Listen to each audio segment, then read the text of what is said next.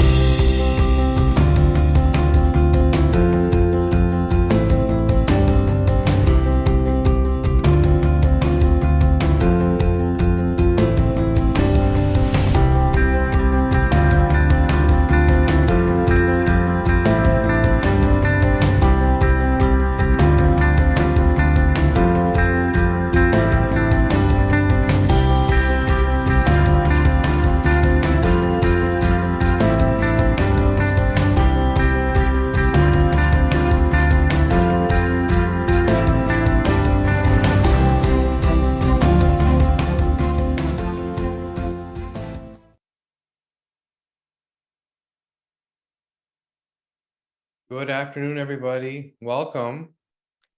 We'll just give it a minute or so for other people to join in here with us. But great to see you here. Anybody here already worked with us or seen us on another event? How many of you, this is the first you've ever heard of the DNA company or myself or any of our team? You're welcome to go ahead and drop that in the chat to get an idea of if we have any old friends here or not. But while we're waiting for that, we'll give it a minute for people to drop in. So Barry, first timer, Warren's new. Oh, Warren's been working with us. Hey, Patricia.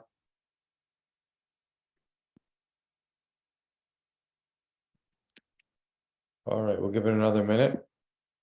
So really the intention today is to look at all of what we do. Hi, Evan.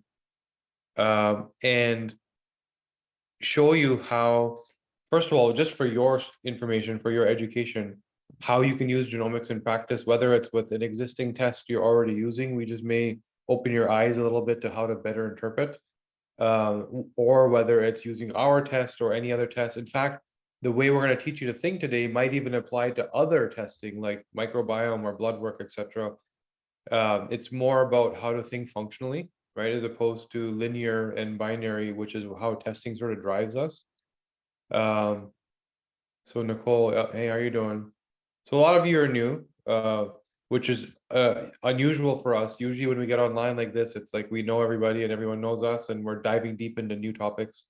But again, the intention here today was exactly what I just said, to show you and arm you with the ability to understand how to interpret functionally, and then understand how that may improve your business, right? We work with a lot of clinicians, so we've seen what works and what doesn't work. And then from there, understand that there are things that you can do beyond conventional thinking in terms of how this applies in clinic. So we'll show you all of that. And I think by the end of it, you'll be thankful you spent this time. It'll probably improve your practice and your work to some degree, and may improve your finances as well, depending what you decide to do with this information. So firstly, broad spectrum thinking, high level. We believe that genetics as a tool and as a science is somewhat broken when it comes to applying it in clinical practice. And you probably, those of you that are new that haven't yet used functional interpretation, probably think the same. It's akin to, medicine is, here's what your disease is called, and here's your prescription, right? It's more the what, here's what the thing is, versus functional medicine is, here's what you did wrong that caused you to get ill, which to the patient is so much more impactful and powerful. But to the provider, unless you have the toolkit, it's very hard to have that discussion. And unfortunately, when you go through allopathic training, that side of the toolkit is highly limited. And the reactive, symptomatic disease masking side is chock full of tools. And those tools don't typically get someone to resolution, they get them to sort of treatment, ongoing treatment. And this is the challenge we all know. We've heard this before. We have an amazing acute healthcare system. We have the ability to respond better than we ever have in any civilization we've seen historically. But that same acute thinking is applied to the body, and that's not the way the body works. You don't have a switch that turns off that equals Alzheimer's, that equals dementia, that equals breast cancer. These are developed and caused over time from epigenetic, environment, nutrition, lifestyle choices that are misaligned to your genetic capacity. And that's why there's variability. That's why the same exact context could get somebody sick and somebody else not sick, right? Innate hardware problem, you're not doing well in certain areas. The wrong epigenetic factors in combination with that equals the chronic condition. And this is why they take time to develop. So we're going to first touch on that to show you how you can think functionally and how you can be empowered to use genomics as a tool. And because there's so many new people here, I'm going to speak about something that is probably more familiar when you talk about genetics. And some of you that have been here before have probably heard this before and know this very well, and maybe even use it in practice already. But as a background, I'm sure you're familiar with the BRCA gene. Anyone that doesn't know, go ahead and raise your hand, we'll explain it. But the BRCA gene is, when you think about genetics, this problem that I was talking about of how do we use our human genome in clinical application, BRCA comes to mind, right? ApoE also comes to mind for Alzheimer's. These are the two big ones that when we think genetics, most clinicians have heard about it and is used as a tool. So let's take BRCA as an example to show you quite clearly genetics versus functional genomics, which we believe is so much more empowering. BRCA is, you have a certain version of a gene. We believe that you have an elevated risk for cancer. We think you should go cut a part of yourself off. And depending on your age, you might be told to get your fallopian tubes removed or to cut 1 or 2 breasts off, right? And this is kind of prevention. And now we know that this was made sort of, people like Angelina Jolie and other celebrities came out and did this. And it was some, the movement really grew from there. That's really what put this on the map. It was known, but publicly wasn't really known until then. So if you ask the clinician who just told that person to cut a part of themselves off, what BRCA does, most of them don't know. They'll tell you it causes cancer, which is absolutely not true. BRCA is a tumor suppressor.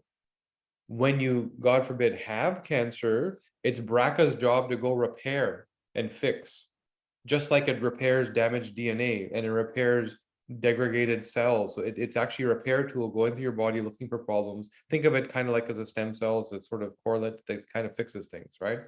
So if you have the bad version, you don't do a good job of repair. So you're less likely to survive cancer, not get it. That's genetics. Genetics is disease centric. We're thinking in the context of someone that's ill. What are the genes for the person that didn't do well?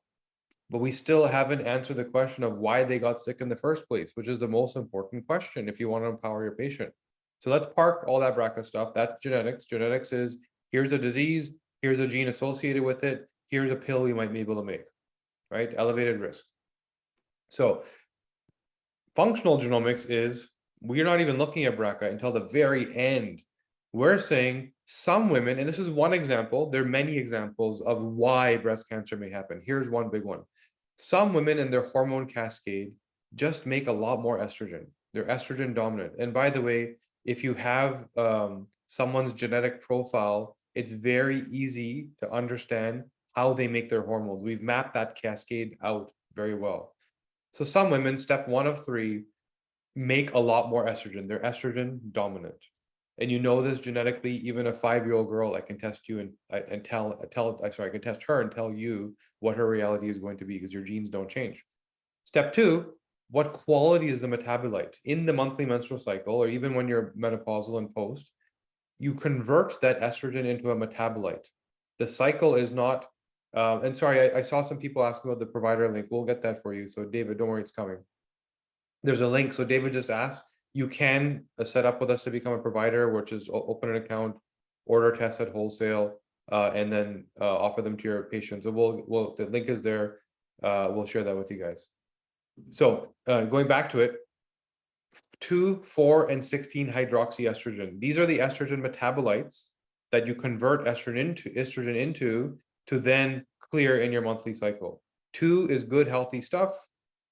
4 and 16 are toxic and inflammatory in nature, right? These are the things that cause a woman to be so much more susceptible to dementia, have so much of a worse outcome from cardiovascular disease. These are stats. So 80% of dementia cases are in women. Why? Because there's also estrogen toxicity. 66% of women are going to die on their first cardiovascular event without any previous warning signs or symptoms and not knowing they're sick because of the cofactor of estrogen toxicity. Women have estrogen dominance and estrogen toxicity. And then third step, how well do they detoxify it? We now know that here's where you're netting out. You're making this stuff, not the right stuff. It's inflammatory in nature, leads to chronic disease, unless you're getting rid of it in a timely manner. The detox pathways that do that are also clearly defined genetically, and we know how efficiently you do that job or how inefficiently. And you might now have that profile of estrogen dominant, estrogen toxic, and I don't detoxify. The very specific genes that detoxify this metabolite, because not every detox pathway metabolizes everything. There's specific jobs they do.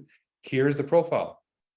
Even then, this woman may never get sick because this woman has been walking on this planet for centuries and centuries and centuries. It's only today that we're seeing this massive proliferation of breast cancer because you also now have the epigenetic load of hormone disruption, chemicals, poor food, pesticides in your lawn that you're breathing in, phthalates in your cosmetics, the additional load that is taking this estrogen toxicity threshold to a place that the body can't cope.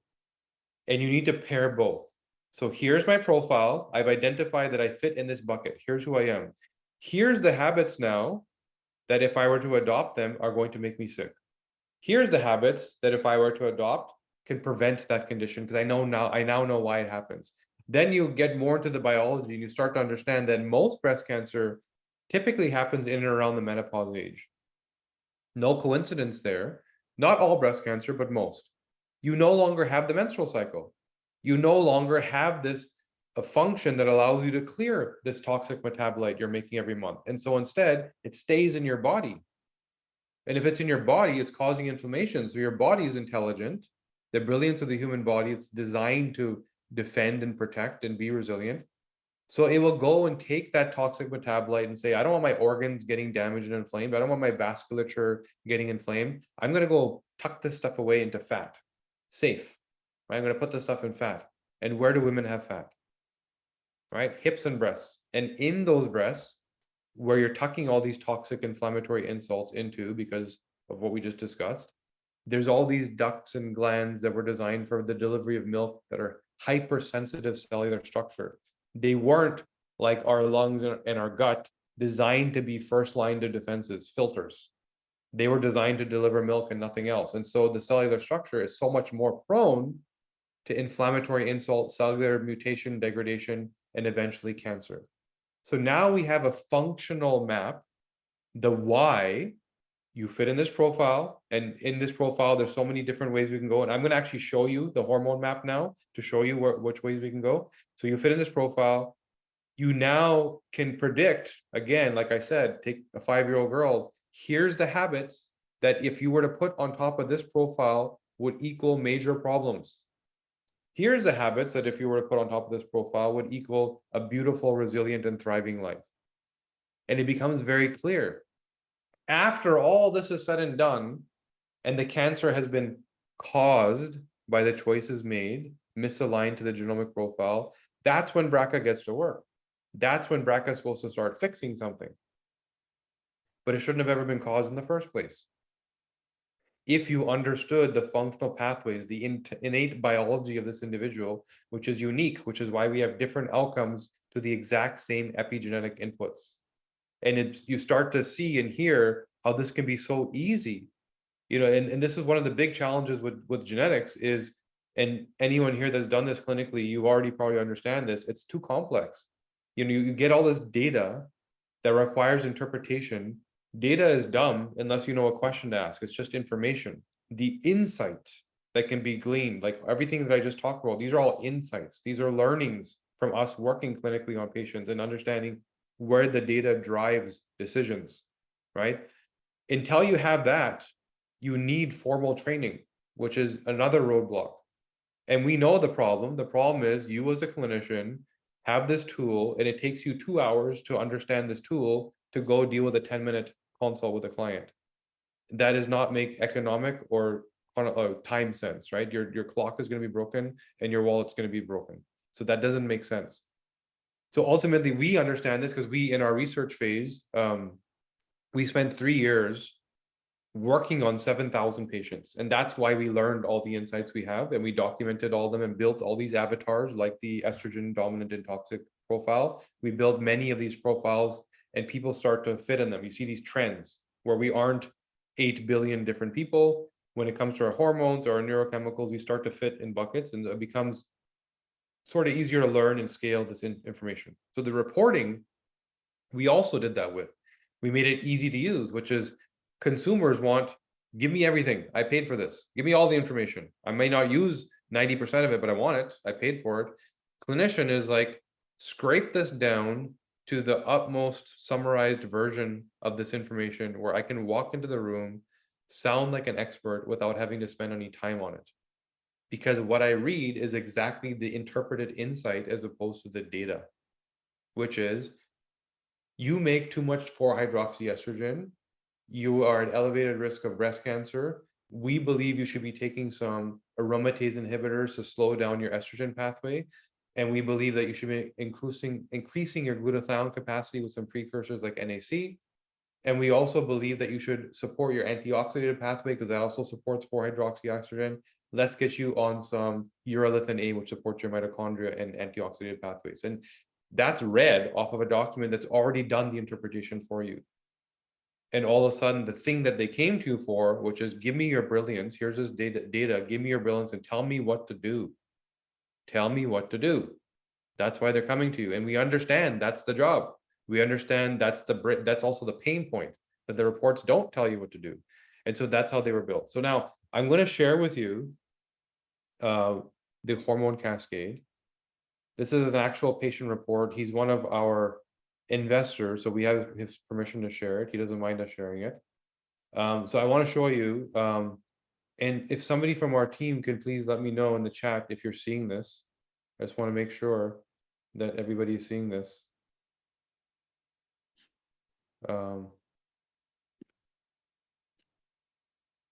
Yeah. Yes, it's live, Kashif. We're good. Okay.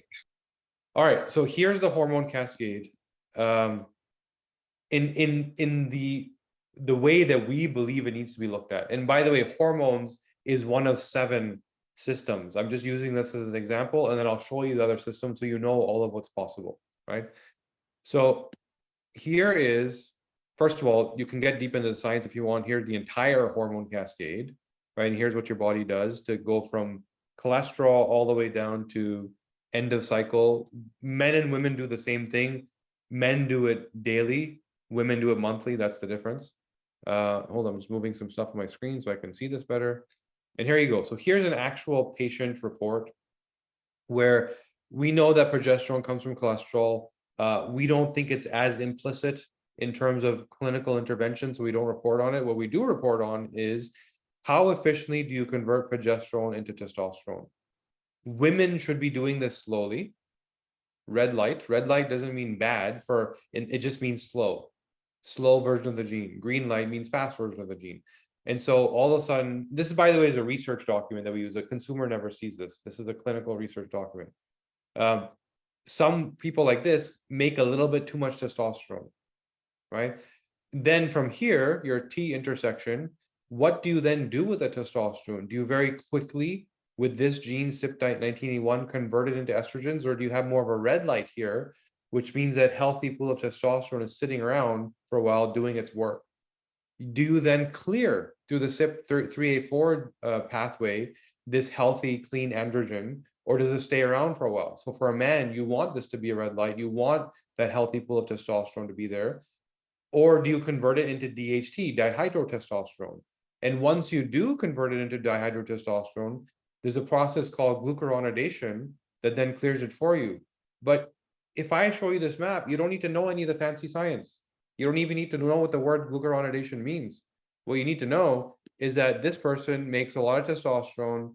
They don't get rid of it. They don't convert it into estrogen. They make a little bit of DHT and it sticks around.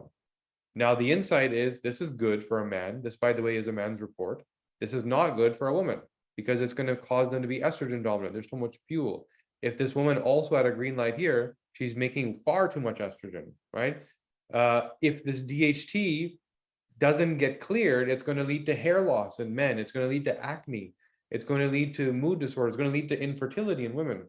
Or if you make it, but you clear it, then all of a sudden you have access to this manly man super potent version of testosterone, but it's not around enough to cause inflammation. So you can start to interpret what you're doing in terms of step 1 of 3, which is hormone dominance. What do I make? Then, now that we know our net, this person is more androgen dominant. They kind of make their testosterone, doesn't go anywhere. It sits there. Even the DHT they make sits around. They don't convert it to estrogen. This is an androgen or testosterone dominant person. That's who they are. How efficiently do they make and clear their estrogens? So these 3 are your 3 options. And this is, by the way, when it comes to female hormone health, which is probably the most broken area in healthcare today, the area that is the biggest delta value between what women are being told and what's actually possible. What women are being told, yeah, it's your hormones. You're supposed to feel horrible. That's the reality. Versus we can actually map this out very black and white and find out why your habits are making you feel horrible and what habits you should have. There's someone who's on this call right now from our team where we're working on reversing their endometriosis that they've had for a decade because it was being dealt with at the symptom level. Forget about endometriosis. It's estrogen toxicity and inflammation. All chronic conditions are rooted in inflammation. Which one? The sort of inflammation, the trigger of the inflammation, which could be one of these. So if you make the 2-hydroxyestrogen, great. If you make 4-16, toxic. 16 being more toxic than 4. Green light here, this is the person that we're going to be on high alert for breast cancer, ovarian cancer, dementia, cardiovascular disease. But guess what? When I say high alert, it's not the clinical answer of you have an 80% chance of breast cancer, good luck. Let's see you in 20 years what happens. That's what people believe genetics is. And so they're scared to even try. What we're saying is we figured out the trigger. Here's the cause. Now, if we focus on this, it shouldn't happen. Or if God forbid you already have it, let's reverse it instead of treating it. Let the clinicians, your oncologists, do their job top down. We'll come bottom up and kick the ladder out from where this thing came from, right? Now, step 3, once you identified their toxicity, it's how well do I clear? And as complicated as this looks, it's actually quite simple. Look at it 2 or 3 times, you'll get it. How efficiently do I do these 3 jobs, really? Because COMT is repeated. These are the pathways that clear these various types of estrogens. So COMT also clears your neurochemicals, right? It's the tail end of methylation. It clears your hormones. It does a lot of jobs. These genes are detox glutathione genes. This is mitochondrial resilience, antioxidation. So you can start to understand, is it a red light? So I don't detoxify well. So I need to support this pathway. I need to support their glutathione capacity. Is it a red light here? I need to support their antioxidant pathway. Is it a red light here? I need to speed up their COMT through things like SAMe. There's supplements that are known that do this work. It's about precision. And not only precision, but personalization. Like, what is my answer? Not as what is a answer. And imagine if you always got it right on day 1, the efficacy and just the sheer pleasure in your patients working with you and like feeling great when you drive the needle for them. So between these 3 pages, you start to see that it's very clear and easy to map things out. Now I'm going to show you how much more there is. This is what the patient sees. The clinician gets a summarized version of the same. And this is not really meant to be like a product showcase, but it's more like you understanding what's possible.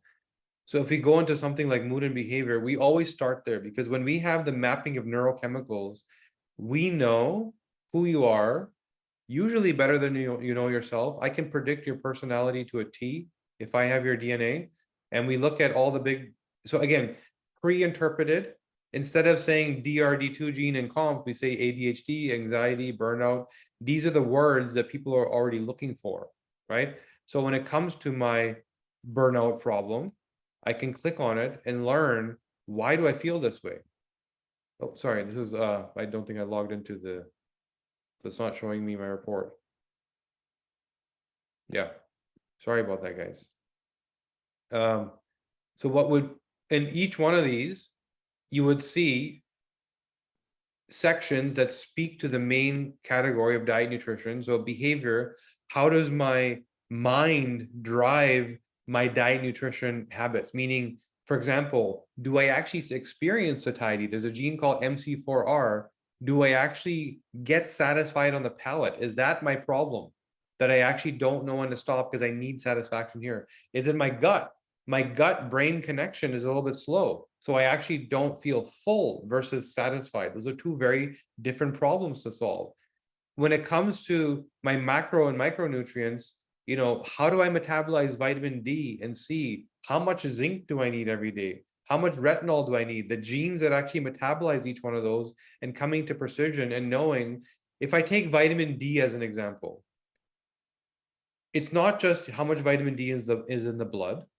It's how efficiently do I convert D2 from the sun into D3, the active form that I need?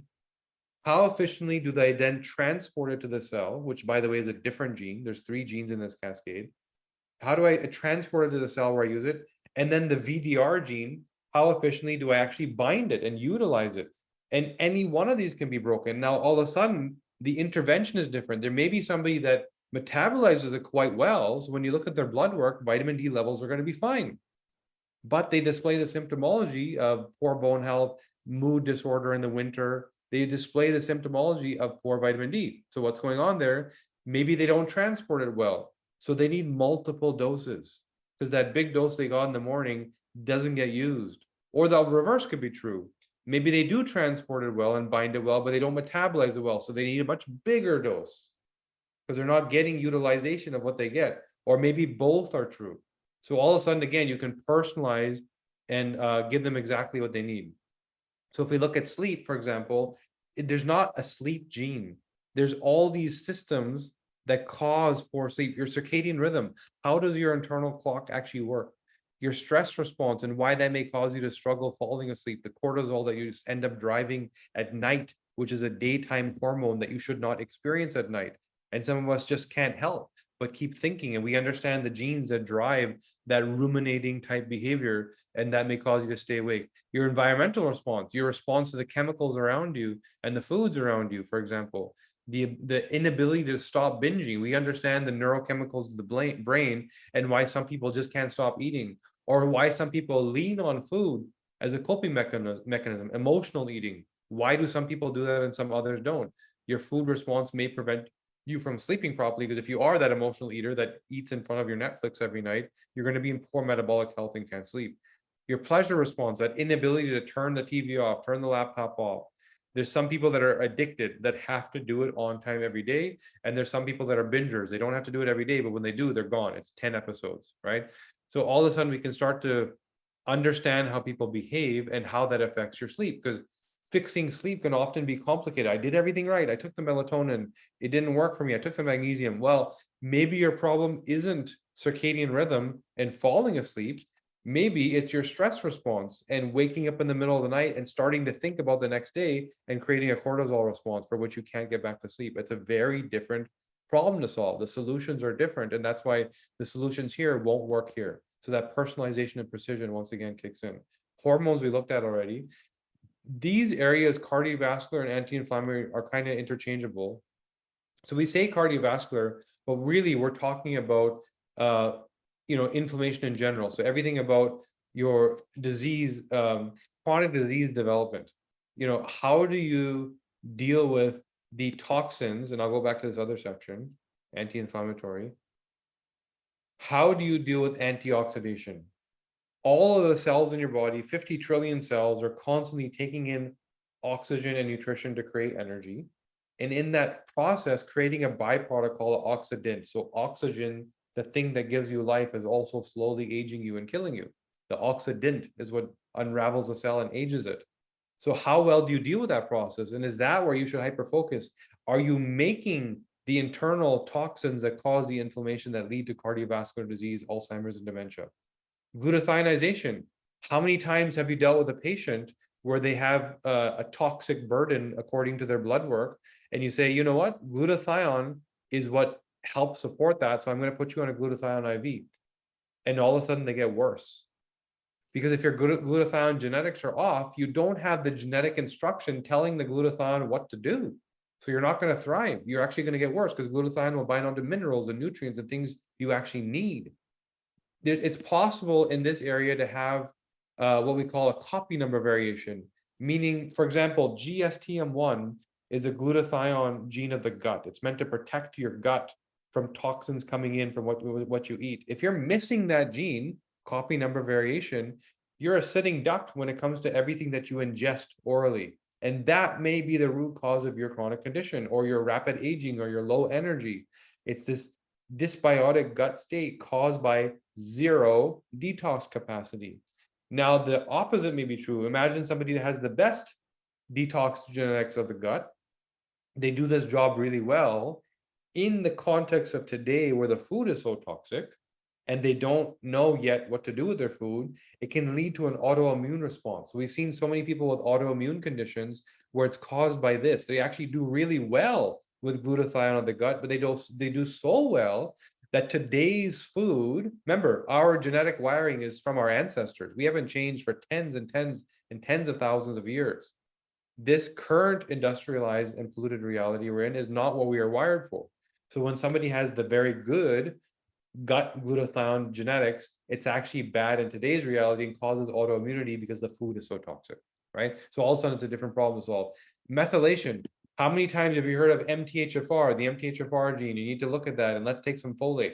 Well, MTHFR is one link in this chain that we call methylation. There's many genes upstream and downstream. And just like we looked at hormones, if you don't understand the cascade and you try and intervene in one spot, let's give this person more estrogen, right? Isn't that what we do? BHRT, here, have some estrogen, without understanding what toxic metabolite you convert it into. Here, let's give this athlete some testosterone. Go on BHRT, take some testosterone, without understanding that you might have the fast CYP19A1 gene that converts it all into estrogen and gives you the opposite effect of what you've intended. There are ways to solve the problem, It's just more precise and again, personalized. Same thing is true with methylation.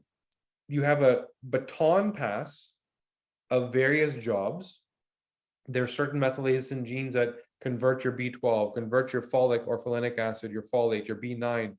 And if you start to understand how you do all of these jobs and the baton pass between each one of them, MTHFR is not enough. That's a starting point, just like BRCA is a starting point. It's not the answer, it's just a red flag.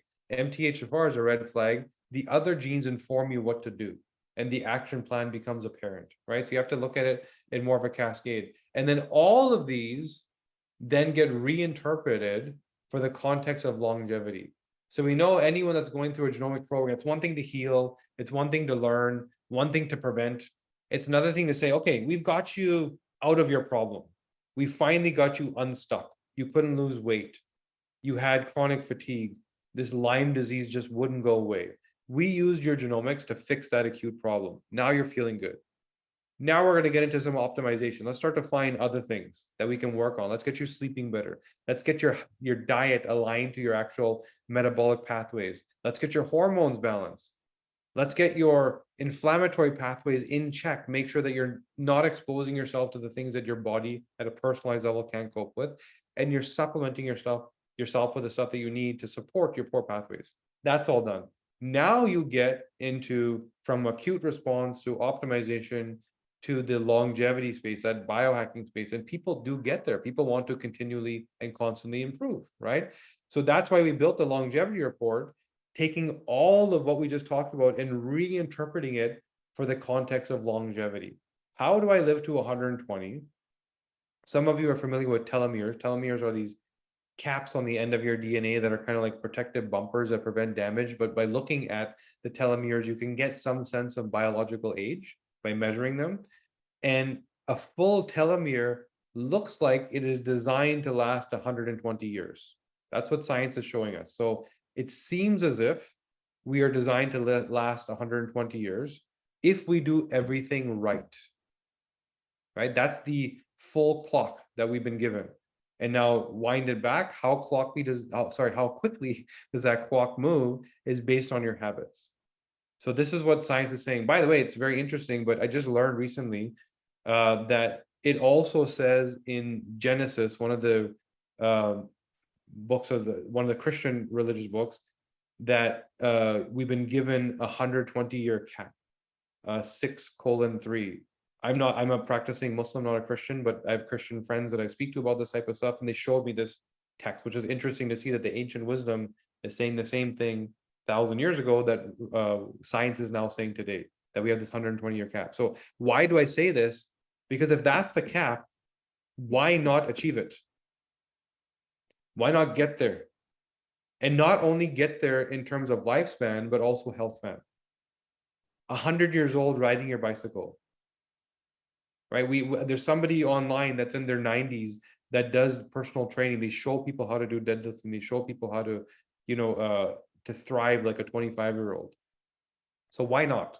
The why not is if your habits are misaligned to your genomic profile. They're not what your body is calling for, and so they're going to lead to the two big problems: inflammation and lack of immunity. This is where chronic disease comes from, right? There's also fibrosis and other factors to consider, but these are the big ones.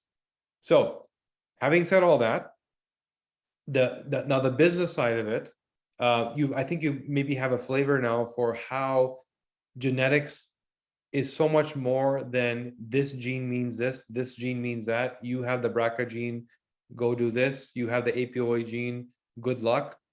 No, that you have the APOE gene, which means and the 3.4 or 4.4 version of it, not the gene, but what version of it. And you're being told you have elevated Alzheimer's or dementia risk.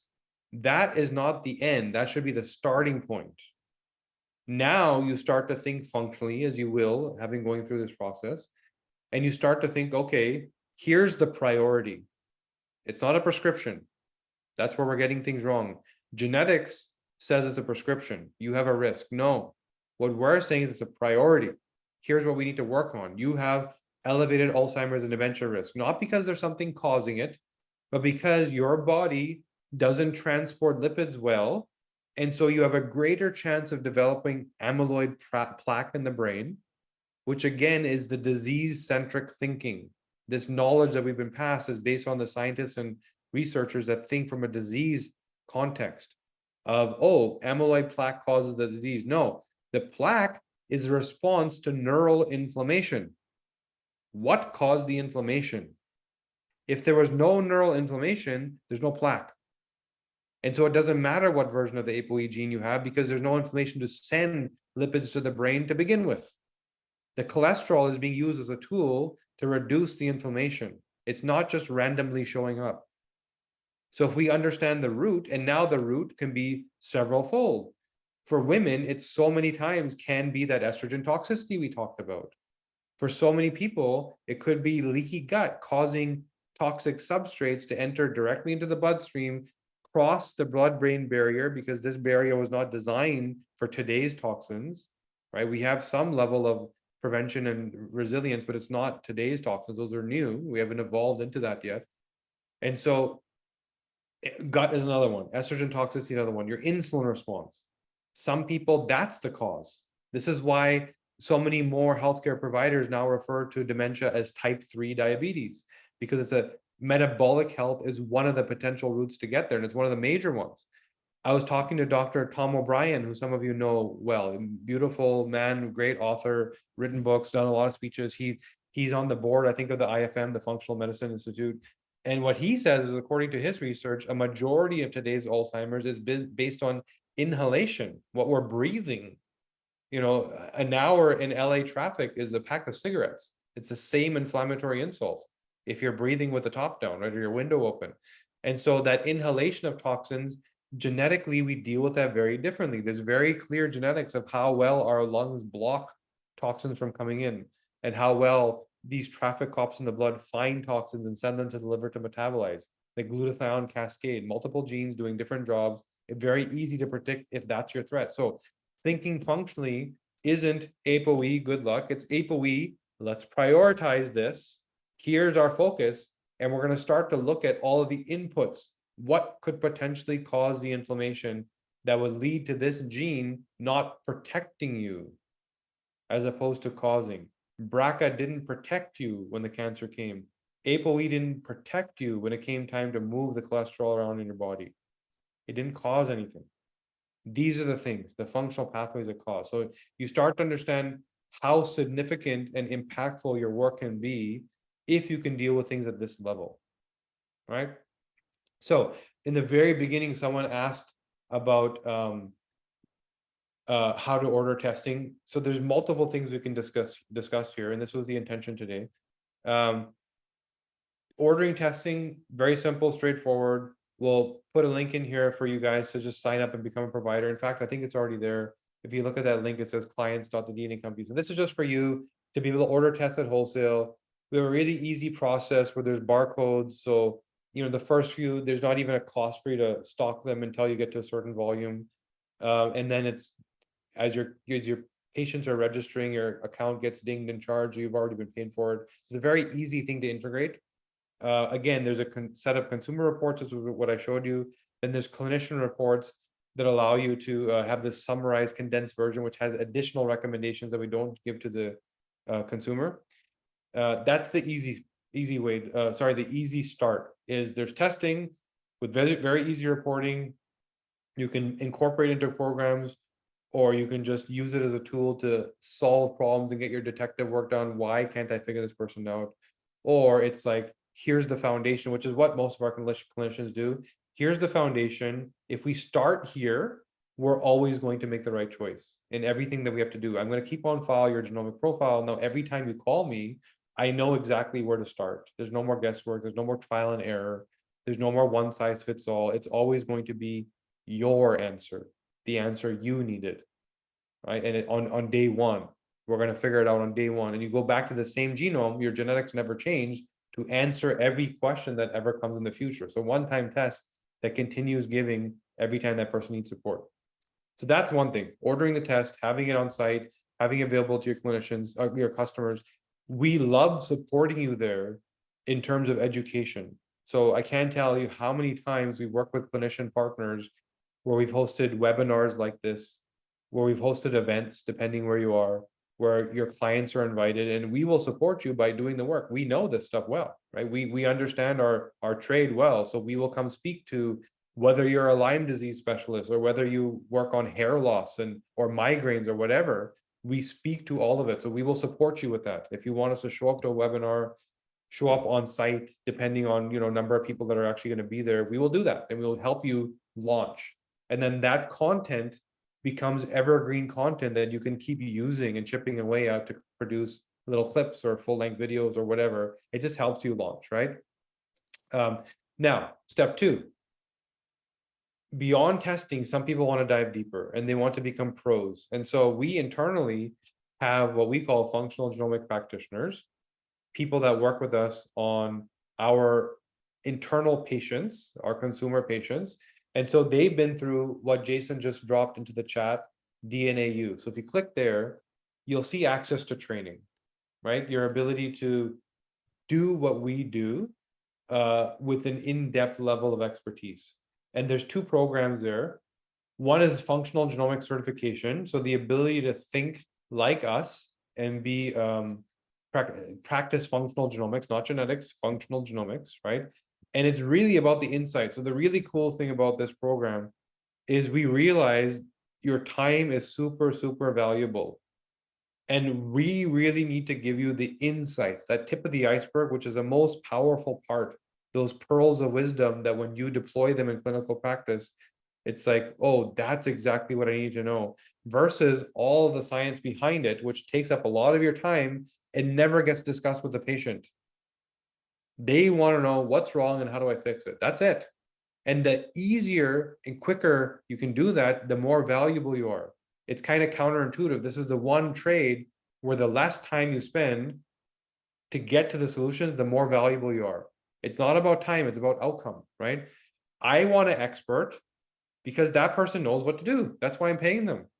And if they can get me there quick, I don't want my healthcare journey to take a long time. I want them to know. And for that, I'm willing to pay a premium. This is what we've experienced over and over and over again. So this is where the training, if you want to dive deeper, you can, and you can learn to think like us.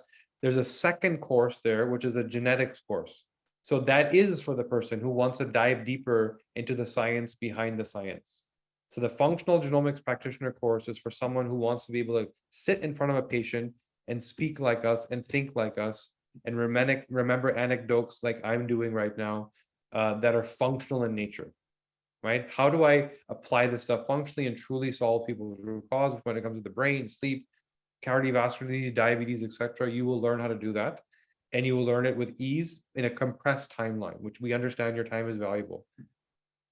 Some people also want to dive deep into the science and learn what is genetics, what is a chromosome, how does this stuff work, because that may drive other thinking for you. It may help you connect this thinking to other regenerative medicine or epigenetics or other things you're doing, the science in between. That's sort of the hub that connects it all. So we also do have the science source course separated if you want to do that. So just know that those are there. Now, the third thing, which is really what we said we would share with you today, you're welcome to start ordering the testing. You're welcome to take the course. There's some of you who say that, hey, I have a great patient pool. I love what you guys do. I don't have time to take the course, but I love it. My patients are going to love it. How do I do this? And there's also some of you that are saying, I have a lot of great patients, but I haven't been able to do what the DNA company has been able to do, which is build higher ticket programs that people buy, love, and enjoy and have major impact from, that doesn't take up a lot of my time meaning you guys. So we've set up partnerships now where we have 3 programs, what we call Genomic Discovery, Genomic Mastery, and Genomic Mastery Plus. What is the intention? Let's start with the one in the middle, which is where we started. Genomic Mastery is, now that you have your report, there's certain things that we are not allowed to say regulatory wise. We know there's way more that we know than what's in the reports, but we're not allowed to hand some of those things over to a consumer for obvious regulatory reasons. FDA just won't let us, right? But we do know those things. So there's also a consideration of Once I know your habits, your environment, your nutrition, your lifestyle, there's so much more I could tell you about what to do, because I can now consider all of this genetic information in your context. What are you dealing with? Are you going through a divorce? Do you have 3 kids? Are you the kid yourself? Like, what is your actual context? And now we can reinterpret the stuff for you in your context, right? So genomic mastery is a genetic deep dive where one of our functional genomics practitioners will dive deep into your genome, audit it, and find all of what needs to be found for the problem that you're trying to fix and the problems you didn't even know you need to fix. Your genome saying, in 10 years, this is coming. We need to work on it today. And guess what? I didn't feel any symptoms, so I didn't even know. That's the genomic mastery program. So it's a 1-month deep dive into the genome to find all of what solves your problem and to find all the other problems that you didn't even know needed solving, and to package up your personalized genetic playbook. Then you get passed on to behavioral change coaching to say, okay, now that I know all this stuff, how do I implement it? Which is really important. And for that, we knew that we aren't the world experts on behavioral change and coaching. So we went and found one. And we work with Dr. BJ Fogg. Some of you may know him. He runs the Stanford University Behavioral Change Lab. He wrote the book Tiny Habits, New York Times bestseller. And he built our behavioral change program. So once somebody gets passed on to, hey, we figured everything out, how do I, implement this stuff?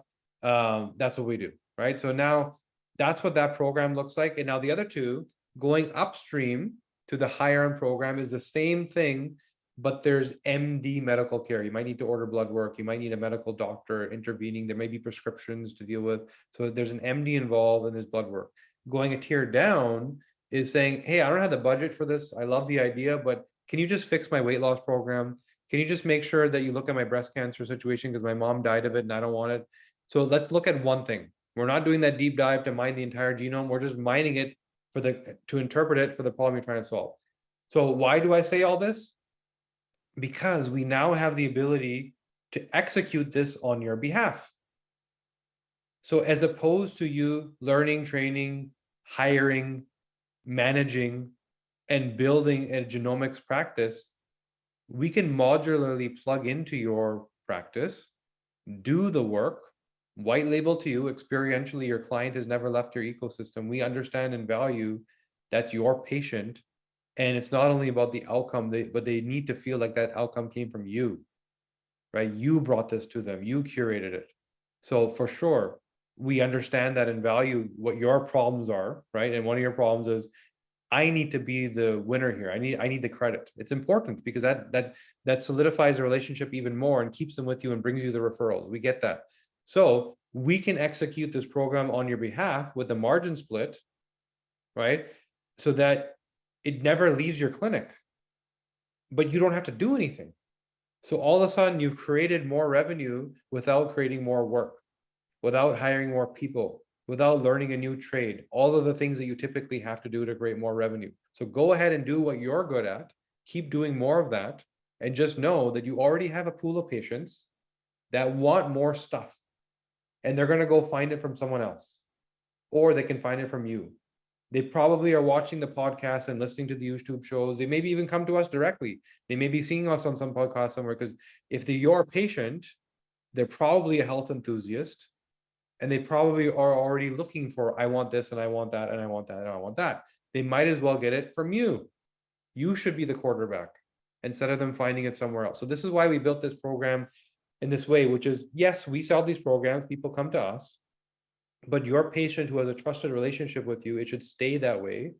And so it gets executed through you. We do the work, there's a margin split, and you've created a great outcome. You now have a professional team mining their DNA to give you that outcome also. You now understand your patient better than ever possible.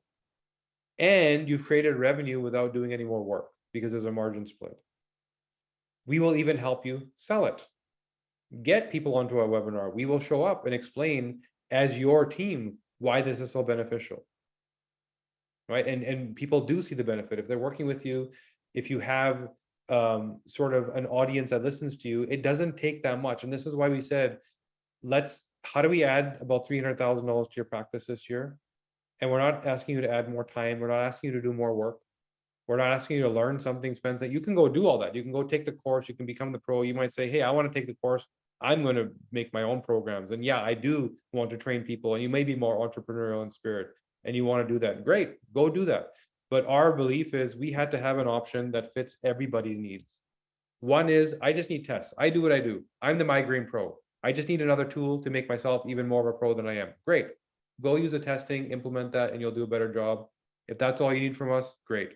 Some of you are like, hey, I need my practice to be bigger and bigger and bigger, and I'm gonna get more locations and more staff and more, and that's how I want to grow. Great. Here's some course for you. Here's education. You can now take our test and turn that into additional programs and products that you can then go sell and execute. Then there's the people that say, I'm busy, I'm good at what I do, I love this. I know my patients want it. I don't have time for it. And I don't want to bother hiring and interviewing and doing what people are. Can you guys do it? Yeah, we can. We will do it. We will execute it. It will be as if they never left your ecosystem. They will feel the value that you delivered as us being your team. So this is where we wanted to create options that fit everybody's model, because we understand everyone's model isn't the same. We work with hundreds of clinics and we know that it has to support what you do. It can't just be, here's what it is, now make it fit. Right? That doesn't work, and we get that. So this is how we felt we can support you, right? This is how we felt that, first of all, there was this education needed in terms of what is functional genomics? What can I learn from genetics that can help me do more than what I'm already doing? Or maybe even the belief that genetics can't help me. I don't need it. It's not a tool that's useful for me. We understand why that's where you would be coming from, because that is genetics. Genetics is, this gene means this. You got an 80% chance of Alzheimer's. What is that? That is not clinically actionable information. Insulin response, brain gut connection, hormone toxicity, amyloid plaque. These are the things that are the cause, right? Like, let's get into the root. And all of a sudden your practice thrives because the outcomes are so incredible. In our research phase, those 7,000 people I talked about, we very purposefully went door to door to clinics and said, give us the people you can't fix. Give us the people that are just stuck and let us get at them unstuck. And that's how we learn. And over and over and over again, 7,000 people over 3 years, we got everyone unstuck. And through that, we learned from anxiety and depression to gut dysbiosis to can't lose those last 10 pounds. You name a health and wellness problem, behavioral development, autism in children. How do we help support cognitive improvement? And why it isn't always a brain problem. It could be a methylation problem, a detox problem. There's something else that drives that end symptom. So name a health and wellness problem. We dealt with it. We're here to support you on it. If you have a thing that you already do, your niche, we will help you develop that further. You know, we're good at it. We've done this with most problems. So that's what we came here to share with you today, that there's a way to think about genetics that is truly profound, that we have been able to help many thousands of people with, that we have many hundreds of clinics that are thriving with. There's a way for you to benefit from it financially. It's very important for your clinic to thrive, right? So whether it's testing and you're making a margin and having more appointments, whether it's building new programs, or whether it's us executing our program and you earning a margin with putting in 0 extra time, whatever suits your model, we're here to support, because it has to suit your model. So with that, let's get into Q&A. If you don't mind, drop your questions into the Q&A box and I'll try and address them. There's been some questions in the chat, but I probably wouldn't have seen them because we're managing it, but the Q&A box, let's put them in there. And we'll just drop some links into the chat in terms of where to go for setting up. If you see that link that says clients.thedna company, that's where you can just go set up, become a clinician, get going, right? If it's you needing more info and wanting support, Alice, I'm not sure if you're here. Let me just take a look. Oh, I think Jason's here. We have Jason here, Kasha. Yeah, so Jason, maybe drop your email in, because if somebody here wants to know a little bit more about, well, yeah, I want to order the test, but I also want to build my own programs and do my own stuff out of it. okay, then connect with Jason and we'll support you there. We'll do a little bit more than just here's your test. It's more like, how do we help you build your migraine program or whatever you're trying to do, that webinar, that launch, whatever, we're here to support with that, right? So Jason's email just got dropped in there. So anyone that wants to go beyond just, I'm setting up my account to order tests, connect with Jason, he'll support you. And then there's the third tier of, I want, and by the way, also, if anyone's interested in education, Jason can help you there. If you want to get the courses, Jason's the right guy to talk to there. Then the third tier of us working with you on us executing programs on your behalf. Tracy, what do you think? Should they connect with you, or where should we go for that? Yeah, absolutely, Kash. If they can do that, I'm going to drop it in the window right now. Okay, so anyone that wants us to do the programs on your behalf, from the point of even helping you sell them, webinars, live events, and us appearing to be your team, all of the above we can help you with, as long as it's not like, one-on-one where we're calling your list for you. That becomes difficult. We can, even if that's what you need, tell us and we'll figure out a way to make that financially work. But we can do webinars and live events and stuff to help support you. And then you have content to then send to people over and over and over again, right? So now, again, let's go back to your Q&A now that we know where you should go for all these different things we talked about. Okay, Mel, what about patients who are against supplements? So the reports, so this is what we find over and over again. When somebody finds out why, right? When they find out why, the MTRR gene is suboptimal. So you do not metabolize adenosine B12 and you need, or sorry, the reverse. You don't metabolize methylcobalamin, so you need adenosine B12. We've seen so many times that it becomes so meaningful to the person that they can't deny or dispute it. People that are against supplements are typically either they have a reaction or they just don't believe, like this is smoke and mirrors, right? When your DNA is prescribing it, because it's not about a supplement, it's about a micronutrient that powers a biological function. Right? If you don't have enough of this micronutrient, you're not doing this job well, which is why you feel the way you feel.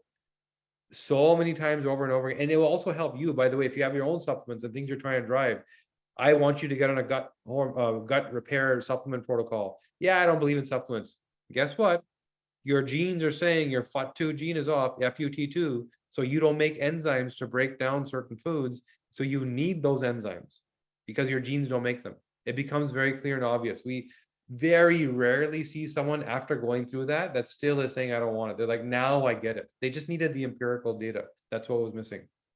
So very good question, Dana. How safe is our data from the government and other entities? This is a real problem in the genetic testing world. And I'll tell you why. Here's the dirty secret. The genetic business is not a great business to be in because your DNA doesn't change. So unlike any other blood work, it's done once and it's never done again. So all of these genetic testing companies became data selling businesses because they had no recurring income. And so their investors weren't happy. So what ended up happening there is the front end buyer of the DNA test is paying $200, $300, $400, $500 for a test. The back end data buyer is paying $5,000, $10,000, $20,000 for the data. So who is that product designed for? Who's the real customer in that equation? And so all of these tests became mass data collecting tests as opposed to curated and precise functional insight tests. And so they don't work. So we saw that as the opportunity. If we became the company that destroys the sample, which is worth thousands of dollars, but we still destroy it. We don't sell data, we aggregate it, anonymize it, so it's not accessible. And we become the company that has the insights as opposed to the data, then people will stick with us, for programs and supplements and other things. And that becomes our reoccurring business. We are the clinic. And in fact, we are a clinic. Tracy, who you heard from, is our COO, who has many decades of experience in running clinical operations. And we have a full nationwide telemedicine practice. So we don't do that, but you can almost assume that most genetic testing companies do because they don't have a business model outside of that. Monica's asking a lot of pediatrics. I had a very neuro-focused panel. Do you have one? Yeah. So our mood and behavior panel is the biggest panel. So everything about neurochemicals. How well does your patient bind dopamine and experience pleasure and reward? How quickly do they clear it, which describes their behavior? To what degree do they bind and hold on to trauma? To what degree do they ruminate and have this shell shock where they can't stop thinking? Their serotonin response and why they might be more irritable or distractible, and something that's called ADHD isn't actually ADHD and it's misprescribed. They just have the wrong context. They are wired for a propensity towards detail, but they're in a context where they're not using their skill or their superpower. So it looks like ADHD. And I can't tell you how many children we work with that have been given labels of anxiety. My own niece, by the way, who was also almost given anxiety medication, where I found out it was just a hormone issue and a dopamine issue. And just with simple supplements, we were able to resolve it. It's been 2 years. She has not had an episode, for which she had 3 episodes in 3 months that were aligned with her menstrual cycle. So, and Monica, I would highly recommend, when it comes to pediatrics, that we dive in with you. The data's all there, but you're talking about a different context, right? So I think some kind of webinar, podcast style interaction with you would allow us to really dive into how do you use this stuff for the context of behavioral development in children in those different phases. And that becomes your evergreen tool, which also helps you interpret. That's what I would recommend for you, Monica. And it's very, very powerful for children. Tracy's asking, looking at my own profile, updated with clinical insights. Yeah, so if you've already done our 360 test, the DNA 360, then yes, we can get you your updated clinical profile. So Tracy, I would recommend contacting Jason, who's in here, and we will get you your clinical summary so you can see what that looks like. Patricia's asking, with my own report, can I get a clinical report? Yes, anyone with a practitioner number, I believe it's called an NPI or NIP. Sorry, I'm Canadian, so I don't know the lingo. I think it's called an NPI number. So you can open an account and you can order. So you do need to have a clinician account because it flows through there in the portal. So once again, email Jason. This is for Patricia. Email Jason. He'll help you get. In fact, the link's already in here, both for Trisha and Patricia. The link is here above. Click on that client.thedna company, open your clinical account, contact our client care, say, you already have my data. Can you please give me my clinical summary? We'll get it to you. Shelby's asking, is that a first step, building it with you? So depends what your intention is. There's 3 intentions we talked about here. One is simply implementing testing into practice as both a profit tool, but more importantly, an outcome driver. So that's just ordering testing for your patients, right? Then there's building programs of your own, which we can support you with. And then there's us executing programs for you. That's the easiest thing to do. It still makes you margin and does everything you need to do. But we find that in clinical practice, the reality of how busy you are and the reality of what you actually need to focus on and what prevents you from adding revenue, it's a great way to do that. We will add you lots of revenue, lots. That customer who's paying you a few $100s also all of a sudden can be worth a few thousand extra to you. And if you have 100 of those, or several hundred of those, it's hundreds of thousands of dollars added to your top line of just pure margin without you doing any work. J.H. Irvin is asking, genetic mastery defines all the problems, including, yes, genetic mastery goes through everything that we know. So genetic mastery, now we do have a package, by the way, where if you as a clinician go through genetic mastery, genomic mastery as we call it, as a patient, then we give you access to the training also, right? So you can buy the training as a standalone. I think it's $3,000. You can buy that, or you can go through the genomic mastery as a patient, and as a clinician, we'll give you access to the training. So just to answer your question, yes, to J.H. Irvin, we go through all of it, all of the 7 systems I showed you, how to interpret for those 7 systems. Sally's asking, genes being expressed versus having abnormal SNPs, who will interpret that for you? How do you know if you're recommending treatment? So what this goes back to genetics versus functional genomics. So remember, in genetics, they're looking for disease genes. If this gene is expressed, it's active, it's going to cause this problem. If it's not expressed, it's not going to cause this problem. We believe that's a very old way of looking at genetics. Functional is these hormone pathways and neurochemical pathways, etc., it's not a question of express or not express, it's just turning the dial, they're on. If you have the certain version of CYP19A1 gene, we have been through 7,000 people, and phenotypically, the way they manifest, nobody is off. They may be 10% this way or 10% that way, because these are not genes that you turn on and off. Those are disease genes. That's what geneticists think, right? So yes, it's true in genetics, a gene that equals a problem, it can be expressed or not expressed. Functional genomics, your foundational map, your foundational biochemistry is static and standard. You don't turn it on and off. And that genetic interpretation was designed for disease-centric thinking, not for functional root cause thinking, which is so much more powerful and impactful. So we don't think of it that way. We think of it as, here's who you are, right? And if you make too much toxic estrogen, yes, we can slow down the expression, but you can't turn it off. You can slow it down, right? And if you can slow or speed up a certain gene, then you can supplement downstream in the cascade. If I can't stop you from making estrogen, I can support your detox pathways, because I know what we're dealing with. The toxin really is the problem, not the estrogen itself. So yeah, so that's a great question. And it's a great example of how about everything you were taught was disease-centric, and there's a much more powerful way to deal with the root cause, and that's functional thinking. And these genes, the 100 or so out of the 22,000 that we actually care about, are not about on or off. They're more about 10% this way or that way based on your habits. And those are in the reports. We tell you in the reports exactly what to do for their problems. Monica's asking immune function inflammation. Yeah, there's an entire report just on immune function and inflammation.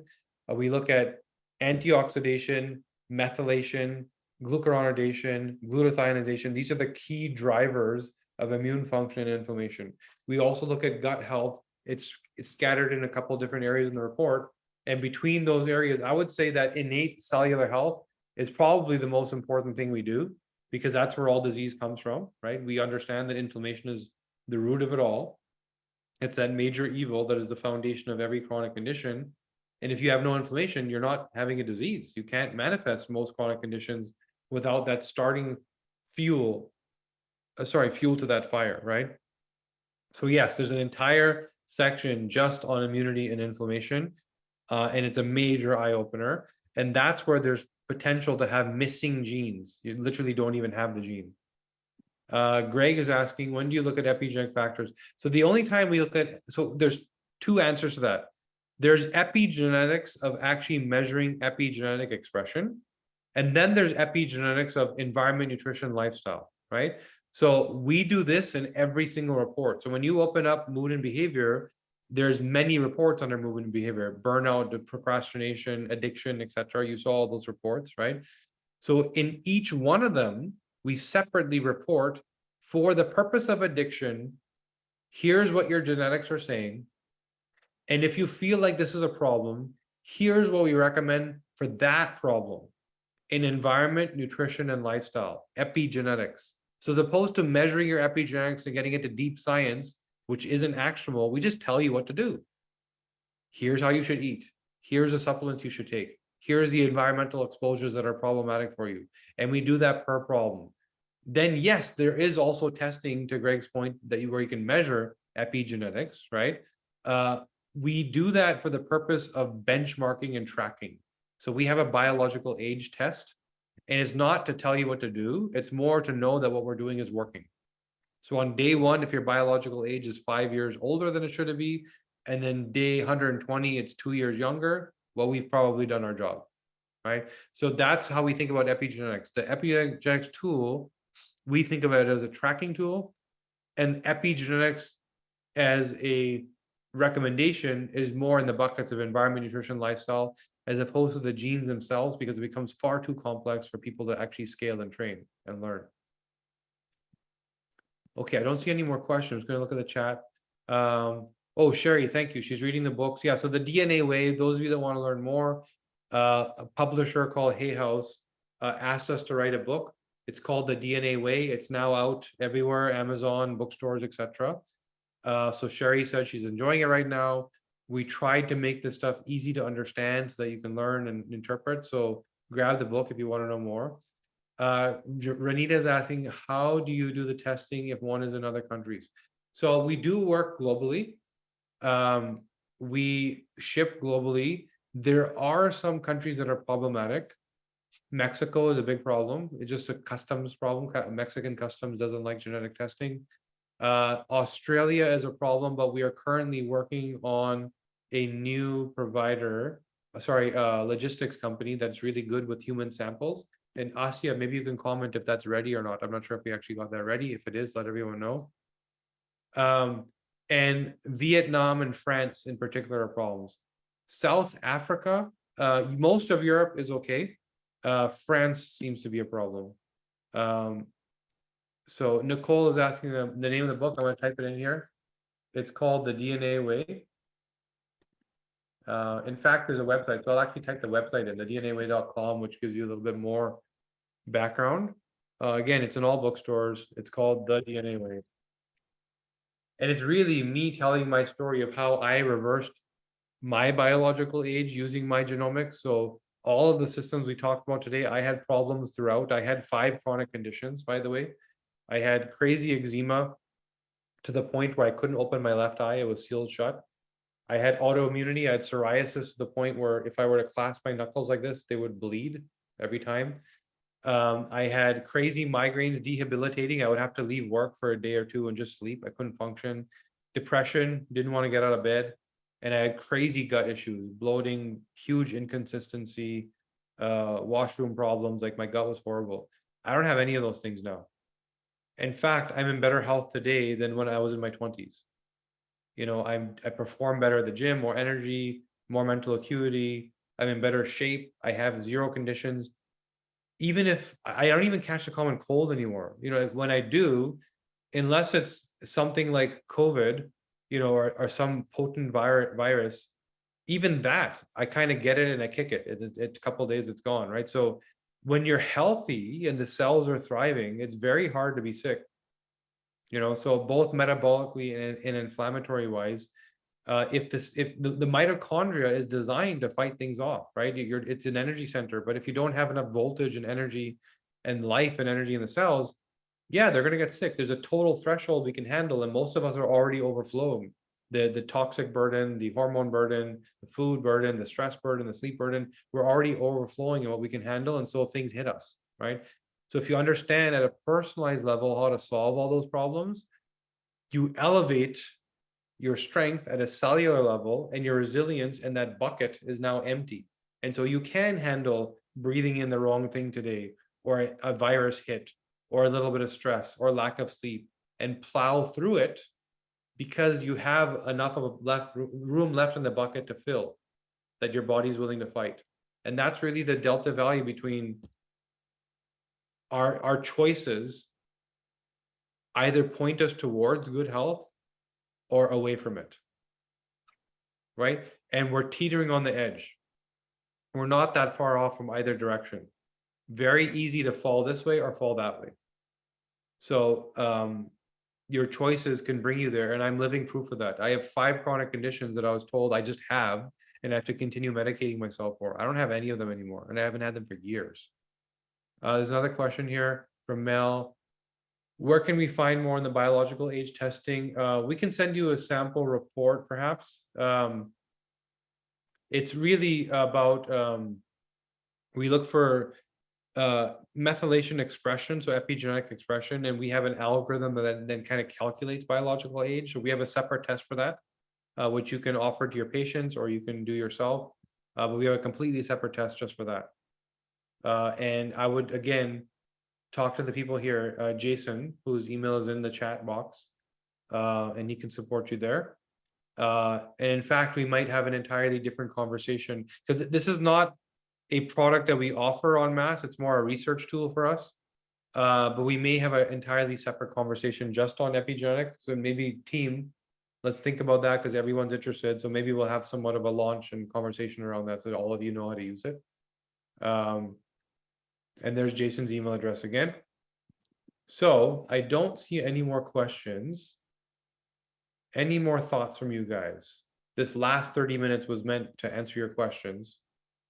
Again, the 3 paths to implementation are just start ordering testing, just like any other blood work, any other lab work. It's another product on the shelf. It's another tool for you to do your functional detective work and really figure things out, right? And you can decide how to apply that tool.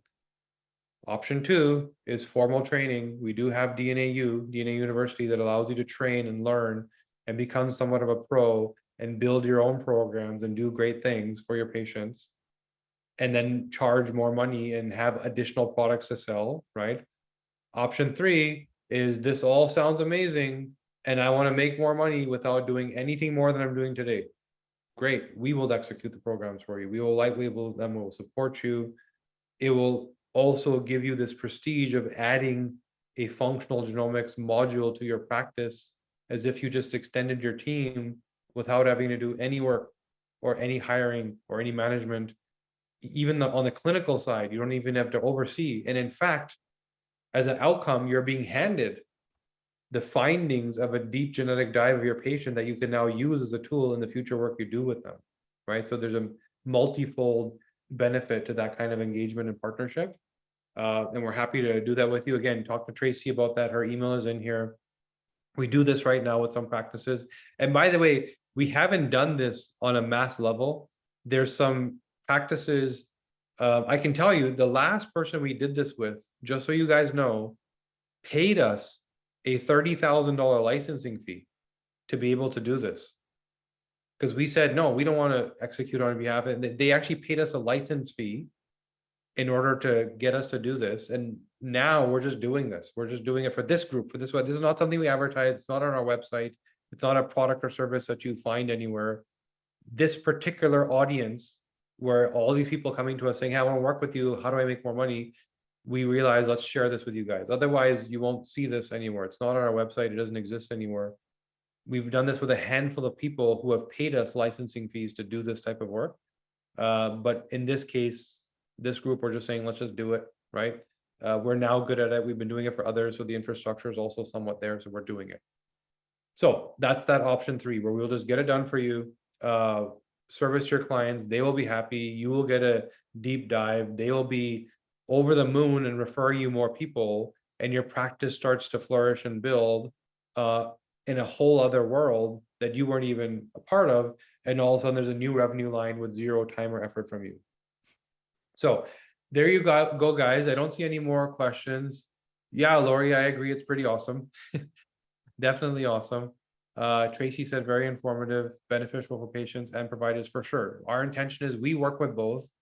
We understand the problems with both. And I hope you can hear what I've been saying. This isn't about we have a widget for sale and we think you should sell it. It's more about how do we solve your problem and become your partner? Because we've done this so many times, you know, how do we actually do what you need? How do we take what we have and make it fit your world? Otherwise, it doesn't work. It's not sustainable, right? And if we can be the people that make your life easier, we become your best friend, and we know that. And we'd love to be that. We'd love to be in that position where we are the people that you love working with, and potentially we solve other problems for you later. Maybe we bring in the gut microbiome testing or the blood work and things, and just keep supporting you and keep supporting you. So that's why we wanted to build things and give you multiple options that just fit the way you work. And from having talked to hundreds of clinicians, we know it's not all the same, right? It has to be about your time and your money. You have to, it's a business, you have to thrive, and you cannot be drowning in extra work. So we try to consider all those things. Vicky says, if we have previously purchased wholesale, are we good to go? Yeah, you're ready to go. So your account is already ready. If you want to talk to us about programs or education, that's an ongoing concern that we can talk about, right? And we can get going on the programs. We can even go back to some of your patients who have done the testing already and maybe host an event or a webinar and say, come learn about how to get the most value out of this, right? So, so there you go. And that's a key thing for all of you to remember.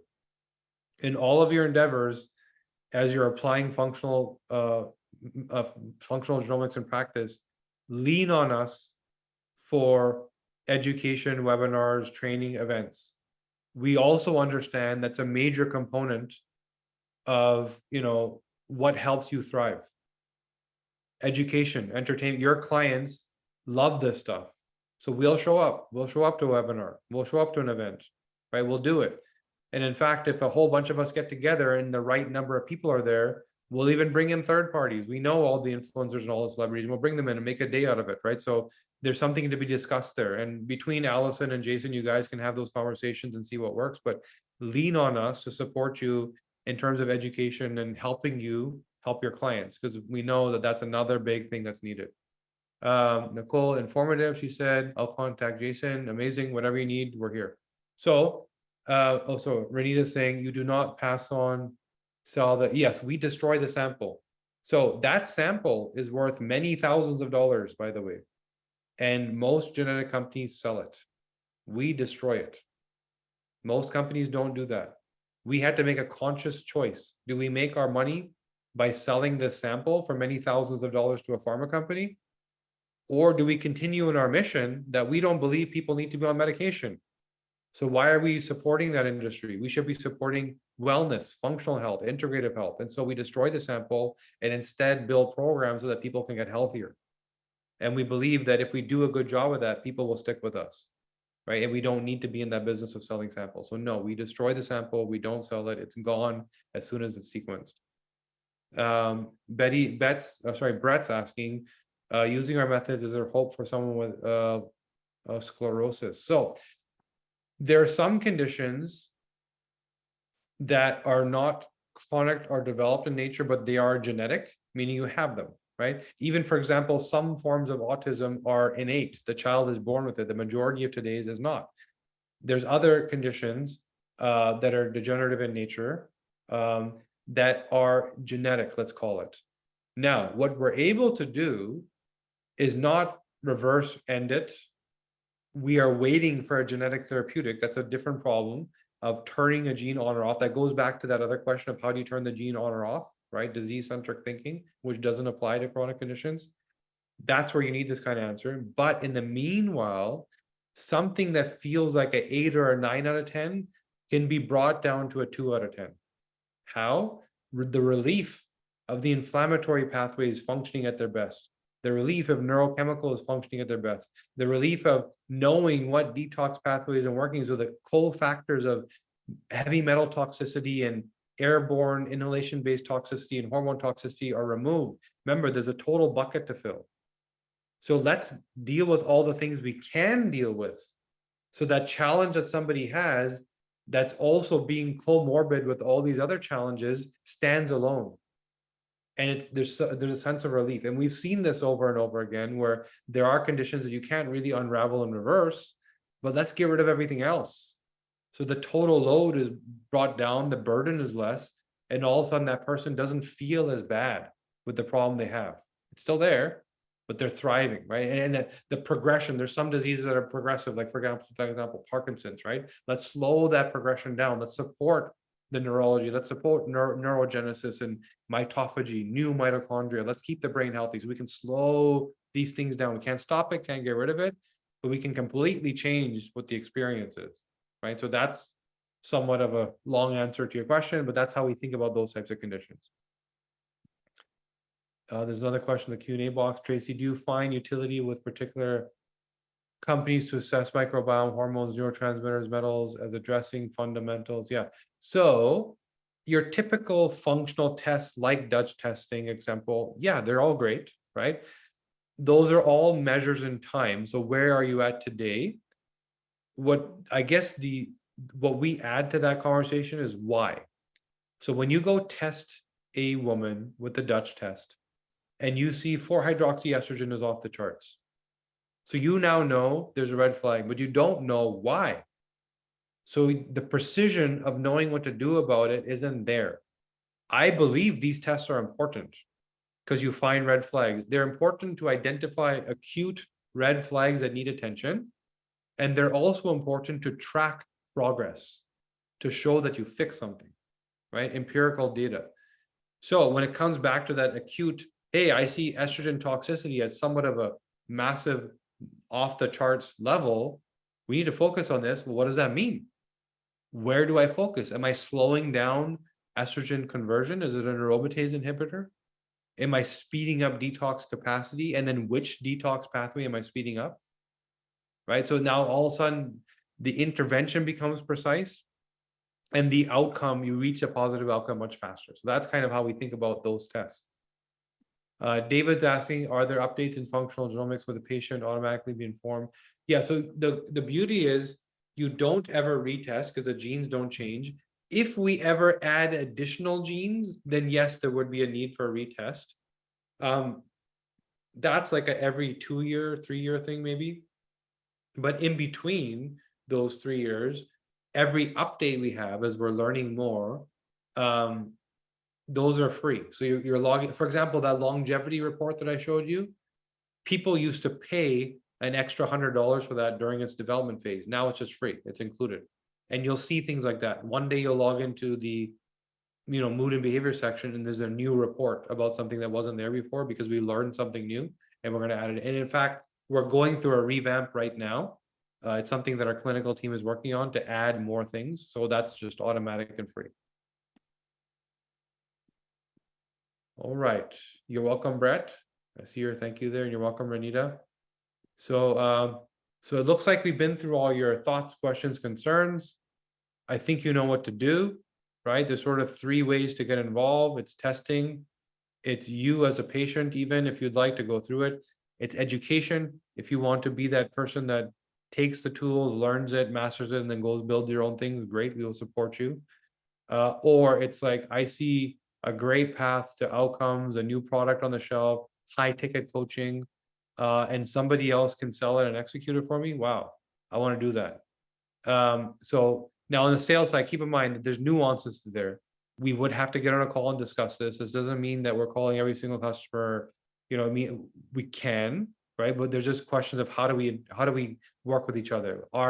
We are thinking, the assumption there is that we're doing some kind of webinar style event where we're on with you at one point, helping you, and then that becomes a tool that you can then send to people, right? Because the tool is already built now with you and us being interviewed or whatever, and you now have this evergreen tool. If you actually want people on the phone, getting phone calls and stuff, we can do that. It just becomes a different financial conversation, meaning the split changes, just so you know, to be clear. It's super eccentric just to test as many genes as possible so you can add them over time. It's not that it's expensive. It's like, so for example, when it comes to detox, we're looking for copy number variations. That's an entirely different test you have to run. And so we don't even know what to test for yet. So we are in our lab.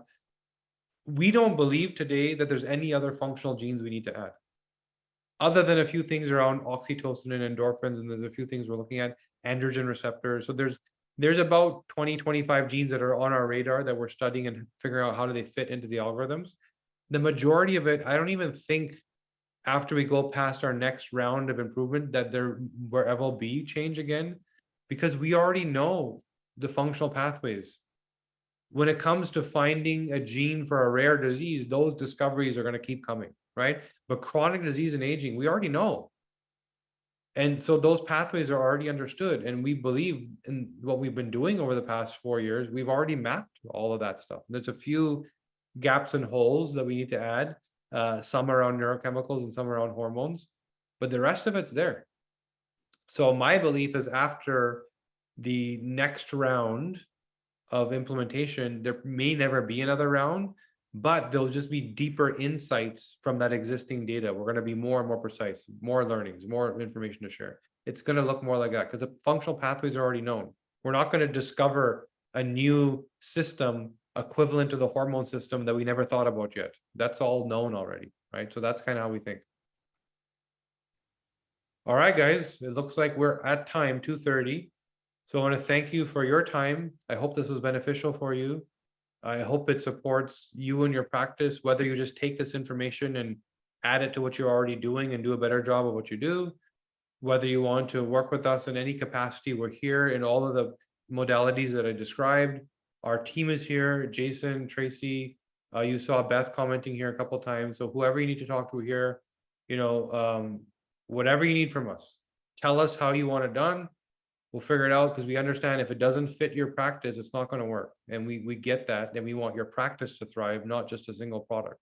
Otherwise, this isn't sustainable. We have to make this a partnership, not a transaction. So we're here for that. So thank you again, guys. It was great spending this time with you. We're here. Reach out to the team. I'm available, whatever we need to do. Let's keep talking. Thanks, guys. Thank you, everyone.